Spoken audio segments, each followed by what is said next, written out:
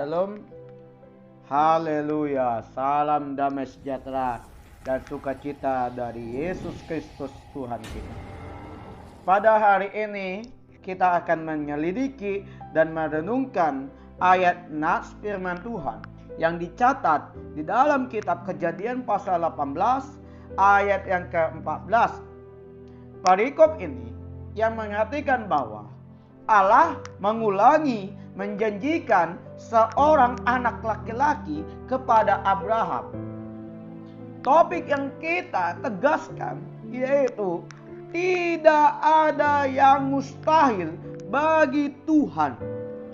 Karena marilah kita panjatkan ucapan syukur, pujian dan kemuliaan kepada Yesus Kristus Tuhan kita, yang sudah memberi kita waktu untuk menyelidiki dan merenungkan firman-Nya pada saat ini. Puji nama Tuhan Yesus Kristus. Bapak, Ibu, dan saudara-saudara terkasih dalam nama Tuhan, mari kita berdoa. Mari kita berdoa. Bapa yang ada di surga, Bapa, pada malam hari ini saya akan menyampaikan firman-Mu Tuhan. Biarlah firman yang saya sampaikan, biarlah mereka menguatkan iman kepercayaan mereka Tuhan. Hanya dalam nama Tuhan mereka selalu ada bagi mereka Tuhan. Karena mereka tetap melindungi, tetap menjaga setiap kehidupan mereka Tuhan. Mereka sebut nama Tuhan Yesus, maka mereka hidup akan nama kuasa Tuhan Yesus Kristus. Apapun yang terjadi, masa depan, perjodohan, pekerjaan, usaha kami ini, semua yang kami lakukan, ini tidak mungkin kami kerjakan. Tetapi kami andalkan nama Tuhan. Semua usaha, pekerjaan kami, semua dilancarkan oleh Tuhan. Karena tiada mustahil bagi Tuhan Yesus Kristus, anak domba Allah. Di dalam nama Tuhan Yesus Kristus. Haleluya. Amin. Bapak, Ibu, dan saudara-saudara terkasih di dalam nama Tuhan Yesus Kristus.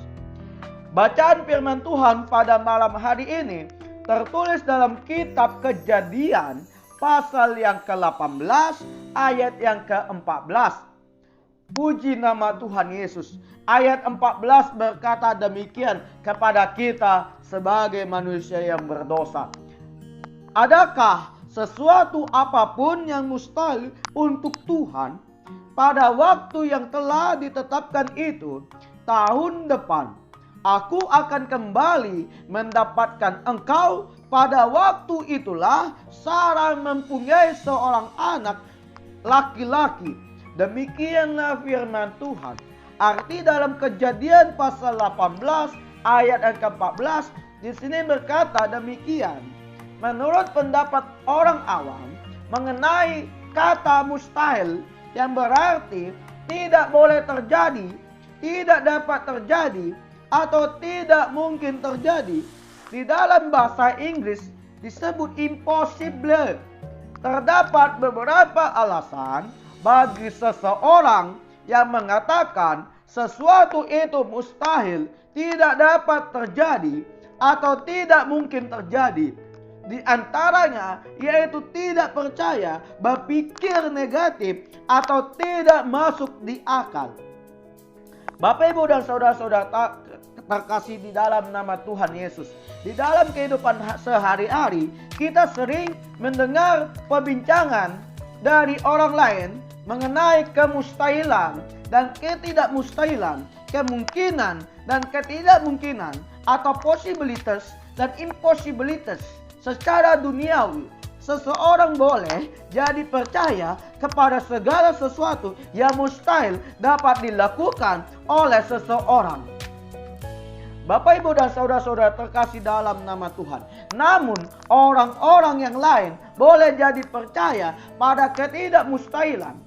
Karena ia percaya bahwa tidak ada sesuatu pun yang mustahil terjadi di hadapan Tuhan. Bagi mereka yaitu orang-orang yang percaya kepada Allah yang ajaib, sangat percaya tidak ada yang mustahil bagi Allah. Karena di hadapan Allah segalanya bisa terjadi. Segalanya dapat dilakukan oleh Allah tentang apa saja, di mana saja, dan kapan saja. Bapak, Ibu, dan saudara-saudara terkasih dalam nama Tuhan. Secara Alkitab, kita mendapati Abraham yang kita kenal sebagai bapa orang yang percaya. Ia percaya kepada firman Tuhan bahwa Sarah, istrinya, akan mempunyai seorang anak laki-laki sementara dirinya berumur 90 tahun. Demikianlah firman Tuhan. Bapak, Ibu, dan saudara-saudara terkasih dalam nama Tuhan Yesus Kristus. Bacaan firman Tuhan tertulis dalam kitab Yeremia pasal yang ke-32 ayat yang ke-17. Ayat yang ke-17 berkata demikian. Haleluya, puji nama Tuhan Yesus Kristus. Tuhan Allah, sesungguhnya Engkaulah yang telah menjadikan langit dan bumi dengan kekuatanmu yang besar dan dengan lenganmu yang terancang. Tiada suatu apapun yang mustahil untukmu. Di dalam arti kitab Yeremia pasal yang ke-32 ayat yang ke-17. Di sini mengatakan ayat firman Tuhan tersebut dikutip dari perikop pemberian ladang sebagai jaminan dari keselamatan Yehuda yang akan datang. Pada zaman Raja Zedekia, melalui ayat tersebut, Nabi Yeremia mengingatkan Raja Zedekia dan orang-orang Israel yang tegar tengkuk dan mengingatkan kita pada zaman ini bahwa sesungguhnya Tuhan Allah adalah pencipta langit dan bumi. Bapak, Ibu, dan saudara-saudara terkasih dalam nama Tuhan Yesus Kristus, bahwa Tuhan Allah adalah pencipta jagat raya dengan segala isinya. Dengan firman-Nya Allah menjadikan semesta alam menjadi ada. Bahwa dengan kekuatannya yang sangat besar dan dahsyat dan dengan lengannya yang penuh kuasa, Allah sendirian membentangkan langit dan bumi. Karenanya bagi Tuhan tidak ada suatu apapun yang mustahil bagi dirinya. Bapak, Ibu, dan saudara-saudara terkasih dalam nama Tuhan, Alkitab maupun Yesus Kristus bertanya kepada kita, tahun depan aku akan kembali.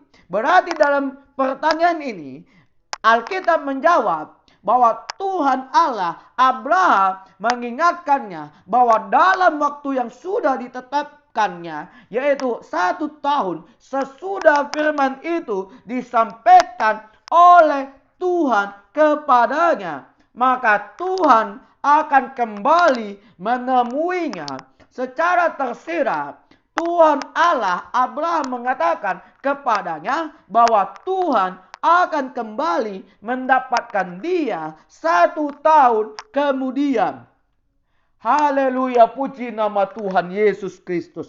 Demikian dinyatakan dengan firman Tuhan pada awal kalimat kedua dari ayat nas firman Tuhan yang terekam dalam kitab Kejadian pasal 18 ayat yang ke-14. Yang demikian bunyinya, pada waktu yang telah ditetapkan itu, tahun depan aku akan kembali mendapatkan engkau. Berarti dalam firman Tuhan Kejadian pasal 18 ayat yang ke-14 di sini benar dikarenakan apa? Tuhan berkata kepada Abraham bahwa pada waktu yang sudah ditentukannya, yaitu pada tahun depan, di zaman itu Allah akan kembali mengatakan dirinya kepada dia bahwa Allah menepati janjinya. Demikianlah firman Tuhan. Mari kita berdoa. Ya Allah Bapa yang ada di surga, Bapa yang ada di surga, apapun permasalahan kami di dalam kehidupan kami semuanya, kami serahkan ke tangan Tuhan. Apapun yang dikatakan oleh orang lain, yaitu pekerjaan kami tidak akan berjalan lancar. Kata orang, bisnis kami tidak akan maju. Dan kata orang, kehidupan kami di dalam keluarga kami tidak ada damai sukacita. Tetapi saat ini aku berdoa kepadamu di dalam program firman Tuhan, biarlah setiap firman Tuhan yang saya sampaikan, biarlah ada manfaat kami di dalam kehidupan kami. Saat ini, jika kalau Bapak Ibu dan Saudara terkasih mendengar program renungan firman Tuhan dan kami menangis kepada Tuhan, maka berarti tanda ada bagi kami setiap kami mencari Tuhan. Di dalam nama Tuhan Yesus. Haleluya.